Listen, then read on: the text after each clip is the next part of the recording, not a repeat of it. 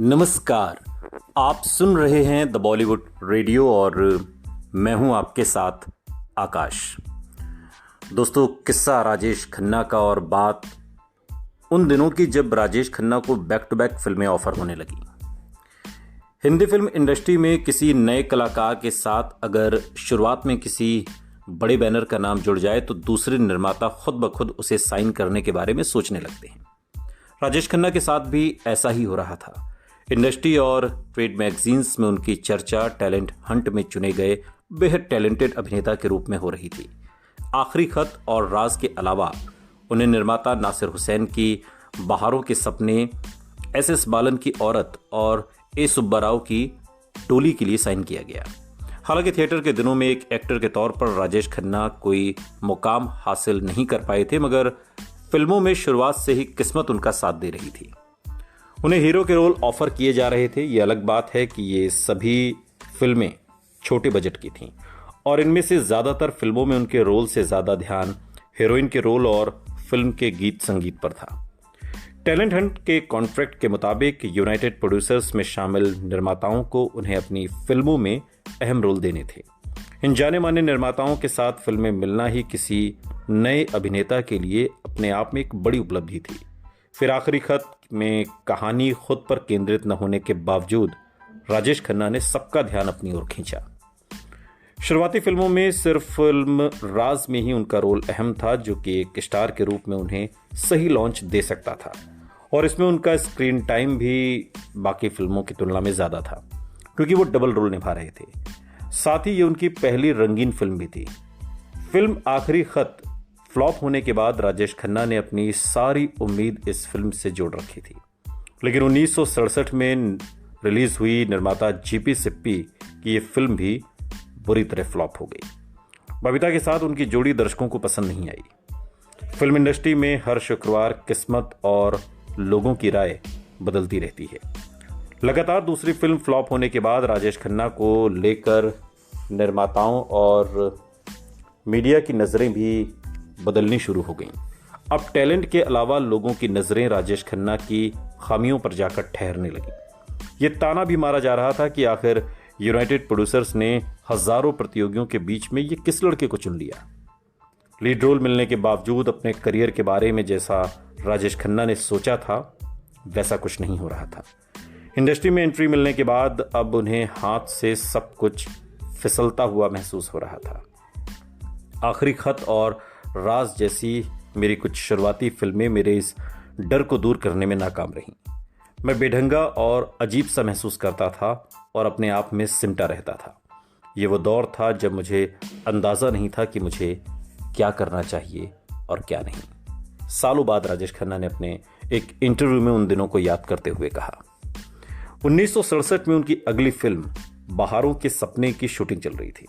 Film के निर्देशक थे नासिर हुसैन और राजेश खन्ना की हीरोइन थी आशा पारेख, जो अब तक कई हिट फिल्मों की हीरोइन रह चुकी थी और एक तरीके से राजेश खन्ना से बड़ी स्टार थी। उनकी अपनी फैन फॉलोइंग थी और इस फिल्म के समय जो राजेश खन्ना से बड़ी स्टार भी थी, एक वरिष्ठ फिल्म पत्रकार इस बारे में फिल्म की शूटिंग से जुड़ा एक किस्सा बताते हैं। फिल्म एक आउटडोर शूट के दौरान शॉट देने के बाद आशा पारेख और राजेश खन्ना खुले मैदान में अपनी अपनी कुर्सी पर बैठे हुए थे। तभी शूटिंग देख रहे कुछ नौजवानों की भीड़ उनकी तरफ ऑटोग्राफ लेने के लिए आगे बढ़ी। राजेश खन्ना ने इन फैंस को अपनी तरफ आता देख मन ही मन बड़े खुश हुए, लेकिन तभी उन्होंने देखा कि ये भीड़ उन तक पहुंचने से पहले ही आशा पारेख के पास जाकर रुक गई। हर कोई आशा पारेख के ऑटोग्राफ ले रहा था। राजेश खन्ना चुपचाप वहां बैठे रहे और तभी आशा पारेख के ऑटोग्राफ लेने के बाद भीड़ में से दो लड़कियां उनकी तरफ बढ़ने लगीं। राजेश खन्ना ने मुरझाए हुए चेहरे पर अचानक से मुस्कान दी। वो करीब आई। जब लड़कियां राजेश खन्ना के करीब आई तो अपने खास अंदाज में काका मुस्कुराए। लड़कियों का नाम पूछकर उन्हें अपने ऑटोग्राफ दिए और उनसे बातें भी की। लड़कियां उनसे बात करके शर्माते हुए मुस्कुरा रही थीं। राजेश खन्ना ने सच में उन दोनों पर जादू कर दिया था। इसी दौरान फैंस की इस भीड़ में से कुछ लड़के आपस में बातें कर रहे थे। तूने देखा ना, वो जो बैठा है वो फिल्म का हीरो है। दूसरे लड़के ने राजेश खन्ना की तरफ देखते हुए जवाब दिया, हाँ यार, कैसे कैसे लोग हीरो बन जाते हैं।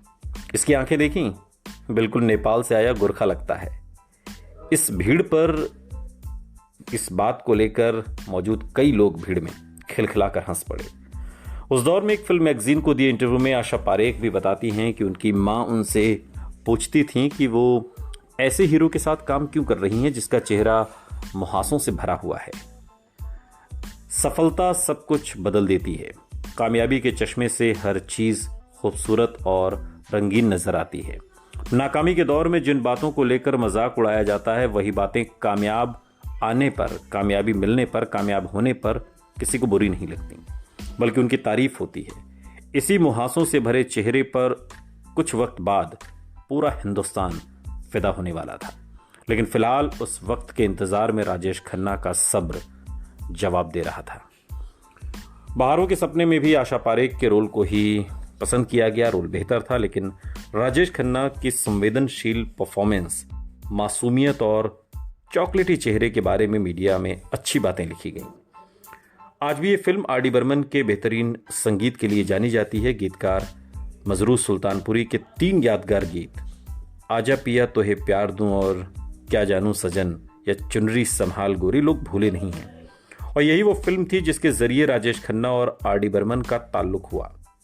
वो टीम बनी जो आने वाले सालों में भारतीय सिनेमा के संगीत को एक पहचान दे गई।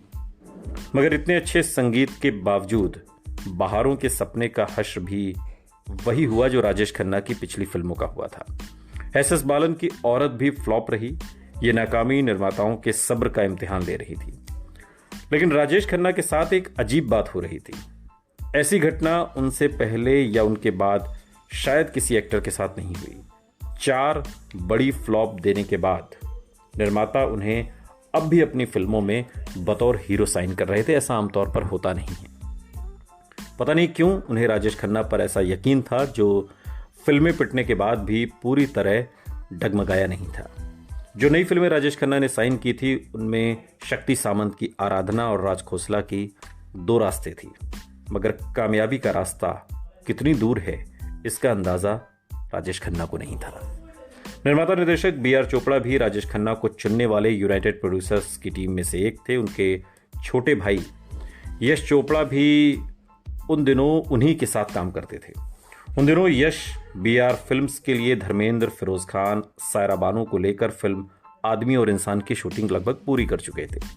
बड़े बजट की इस फिल्म के कुछ सीन्स से यश चोपड़ा खुश नहीं थे। उन्हें दोबारा शूट करना चाहते थे, लेकिन मुश्किल ये थी कि फिल्म की हीरोइन सायरा बानो के पैर में चोट लगी थी और इलाज के लिए वो लंदन चली गई। उनके लौटने में अभी कुछ समय बाकी था।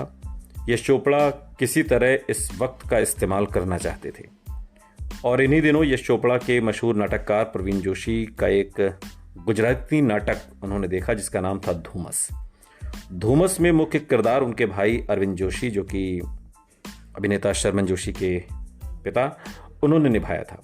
धूमस अंग्रेजी लेखक मोंटे डॉयल के नाटक साइन पोस्ट टू मर्डर पर आधारित था और इस पर 1964 में हॉलीवुड नाम से एक कामयाब फिल्म भी बन चुकी है। ये एक रात की कहानी थी जिसमें पुलिस से भागा एक मुजरिम एक बंगले में पनाह लेता है और इस बंगले में एक लड़की अकेली रहती है। मासूम सी दिखने वाली इस लड़की के जाल में वो बुरी तरह उलझता चला जाता है और अंत में वो लड़की खुद कातिल निकलती है। यश चोपड़ा ने फैसला कर लिया कि इस नाटक पर वो जल्दी से एक फिल्म बनाएंगे। बड़े भाई B.R. चोपड़ा से सलाह मशवरा किया। तय हुआ कि ये फिल्म B.R. फिल्म्स की छोटे बजट की एक एक्सपेरिमेंटल फिल्म होगी। जो सबसे खास बात तो ये तय हुई कि ये फिल्म में कोई गाना नहीं होगा और यही नहीं, इसे एक ही शूटिंग शेड्यूल में एक ही सेट पर 1 महीने में पूरा कर लिया जाएगा। ये काम उस दौर की हिंदी फिल्म इंडस्ट्री की कार्यशैली से बिल्कुल अलग था, क्योंकि उस दौर में प्लानिंग से लेकर फिल्म के रिलीज तक कम से कम 1 साल तो लगता ही था। आज की तरह चटपट फिल्में नहीं बनती थीं। यश चोपड़ा इस चुनौती को लेकर बेहद उत्साहित हो गए और फिल्म का नाम रखा गया इत्तेफाक। इस फिल्म में यश चोपड़ा के चीफ असिस्टेंट डायरेक्टर रहे रमेश तलवार बताते हैं कि मैंने B.R. फिल्म्स ज्वाइन की थी और इत्तेफाक यश जी डायरेक्ट कर रहे थे। करीब 40 दिन में बनी थी ये फिल्म। उसका प्लान यही था कि 1 सितंबर 1969 से शूटिंग करेंगे और 10 अक्टूबर को रिलीज कर देंगे। एक ही सेट की फिल्म थी। जल्दी फिल्म खत्म करनी थी तो फिल्म में हीरो हीरोइन भी ऐसे चाहिए थे जिनके पास 1 महीने की खाली डेट्स हों।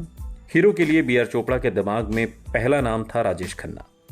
Film fair United producers talent Hunt के कॉन्ट्रैक्ट के हिसाब से उन्हें राजेश खन्ना के साथ फिल्म बनानी भी थी। साथ ही राजेश खन्ना की कोई फिल्म फिक्स इमेज अब तक बनी नहीं थी किसी भी फिल्म में, तो ये बात इत्तेफाक के इस किरदार पर बिल्कुल फिट बैठती थी। फिल्म में हीरोइन का किरदार नेगेटिव था और इस किरदार के लिए पहले एक्ट्रेस राखी से बात हुई, लेकिन राखी उस वक्त राष्ट्रीय प्रोडक्शन की फिल्म जीवन मृत्यु साइन कर चुकी थी और उनके साथ कॉन्ट्रैक्ट में बंधी हुई थी। तब यश चोपड़ा ने नंदा को साइन किया। नंदा अब तक जब जब फूल खिले और गुमनाम जैसी हिट फिल्मों में काम कर चुकी थी। यश चोपड़ा चाहते थे कि फिल्म इत्तेफाक देखते समय किसी हीरोइन पर शक ना हो कि वो कातिल भी हो सकती है। नंदा की छवि मासूम और रोमानी थी और इस साइकोपैथ कातिल के बारे में दर्शकों को झटका देने के लिए इसकी कास्टिंग कमाल की थी। सितंबर 1969 में फिल्म की कास्टिंग शुरू कर दी गई। मुंबई के परेल में स्थित राजकमल स्टूडियो में फिल्म का सेट लगाया गया और हर रोज सुबह जल्दी शूटिंग शुरू हो जाती और देर रात तक चलती रहती। शायद 4 फ्लॉप फिल्मों का दबाव ही था कि राजेश खन्ना हर रोज शूटिंग शुरू होने से काफी पहले सेट्स पर आ जाते थे और अपने सीन्स की रिहर्सल करते थे, जबकि आमतौर पर राजेश खन्ना के व्यक्तित्व से बिल्कुल उलट बात थी। उन दिनों को याद करते हुए राजेश तलवार बताते हैं कि इत्तेफाक तक आते आते उन्होंने लेट आने की शुरुआती आदत पर भी काफी हद तक काबू पा लिया था। उन्हें एहसास था कि वो बेहद किस्मत वाले हैं कि उन्हें बड़े बैनर्स की फिल्मों में साइन किया गया है। इत्तेफाक के सेट्स पर लेट आने का मतलब ही नहीं था, क्योंकि पूरी फिल्म 1 महीने में खत्म करनी थी। पूरे सितंबर में शूटिंग शुरू हुई और दिन में शूट होता था। वो उसी रात जाकर यश जी उसे एडिट भी करते थे, यश चोपड़ा। वो एक अजीब सा अनुभव था और उस दौर के हिसाब से बेहद एक्सपेरिमेंटल फिल्म कही जा सकती है। बैकग्राउंड म्यूजिक पर भी साथ में काम शुरू हुआ। गाने तो थे नहीं फिल्म में, सलील चौधरी ने लेकिन कमाल का बैकग्राउंड म्यूजिक दिया फिल्म में। इत्तेफाक एक अभिनेता के तौर पर राजेश खन्ना के लिए भी बड़ी चुनौती थी। इसमें उनके किरदार के कई शेड्स थे। पहले पुलिस से भागे हुए एक घबराए हुए मुजरिम, फिर नंदा को डराने वाले क्रिमिनल और अंत में नंदा का असली रूप सामने आने पर बुरी तरह झटका खाने वाले हीरो के रूप में राजेश खन्ना ने बेहद इंटेंस परफॉर्मेंस दी। इस रोल की बात करते हुए अपने एक इंटरव्यू में उन्होंने कहा था, मैंने उस रोल पर बहुत मेहनत की थी। कई बार तो अगर मुझे कोई सीन परेशान करता था तो मैं निर्देशक को आधी रात के वक्त भी जगा दिया करता था।